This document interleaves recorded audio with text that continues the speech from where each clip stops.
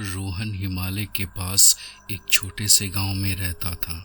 उसके गांव के आसपास काफी घने जंगल थे और एक छोटी सी नदी भी पास में थी। रात को जंगल में घूमने वाली आत्माओं और भूतों की कहानियों को सुनते सुनते रोहन बड़ा हुआ था। एक दिन रोहन के दोस्तों ने उसे उस गांव की सीमा के बाहर एक पुराने सुनसान घर पर जाने के लिए उकसाया।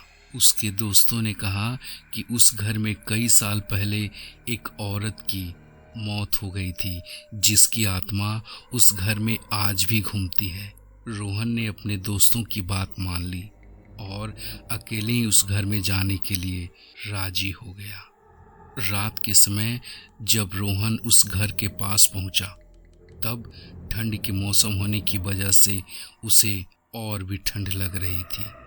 घर काफी बिखरा हुआ था, जिसमें टूटी हुई खिड़कियां और एक दरवाजा लटक रहा था, जो खोलने पर जोर से आवाज करता था। रोहन ने बड़े ही सावधानी से उस दरवाजे को खोला और घर में दाखिल हुआ। घर के अंदर का माहौल बाहर के जैसा भयानक ही था।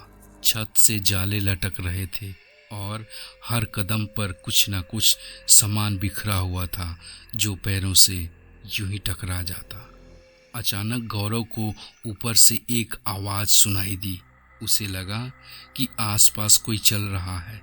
गौरव हिम्मत करके टूटी हुई सीढ़ियों से धीरे धीरे ऊपर गया और जो नज़ारा उसे दिखा, उसके पैरों तले जमीन खिसक गई।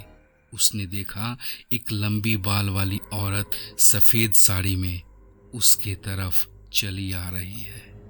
गौरव डरकर वहां से भागने की कोशिश करने लगा कि तभी उस औरत की आत्मा ने उसका हाथ पकड़कर अपने तरफ खींच लिया और गौरव से वो अचानक विनती करके मदद मांगने लगी।